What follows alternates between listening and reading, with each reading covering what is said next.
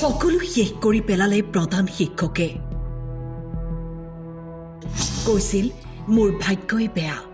15 আগষ্টৰ দিনাই মৰ্মান্তিক ঘটনা দক্ষিণ কামৰূপৰ গৰৈমাৰীৰ 1 নং লাৰুৱাজন প্ৰাথমিক বিদ্যালয়ৰ প্ৰধান শিক্ষকৰ দায়িত্বত আছিল গজেন্দ্ৰ তবাদাৰ কিন্তু তেওঁ সেই মানসিক চাপ সহ্য কৰিব পৰা নাছিল বুলি উল্লেখ কৰিছিল ঘৰৰ মালিকক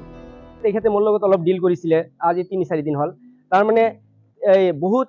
মানে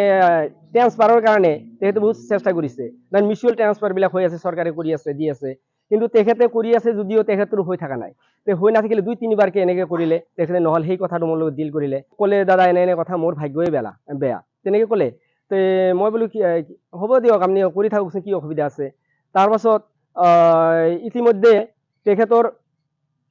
কয় মোৰ হেড পোষ্টটো মোক দিছে এতিয়া হেড পোষ্টটো মই চলাব নোৱাৰিম মই কত কি জামালা মই এইটো এইবিলাক নোৱাৰিম তেখেতে ক'লে মই বি অফিচতো মই কমপ্লেইন কৰিলো তাও নামানে বিও নামানে মই কি কৰোঁ এইবিলাক টেনচনতে মোৰ বথাৰে তেখেতে এনেকুৱা কামটো কৰিছে প্ৰধান শিক্ষকজনে এই বিষয়ে শিক্ষা বিভাগত মৌখিকভাৱে অৱগত কৰাইছিল কিন্তু তেখেতে কোনো ধৰণৰ সঁহাৰি নোপোৱাৰ বাবে এই সিদ্ধান্ত লোৱাৰ অভিযোগ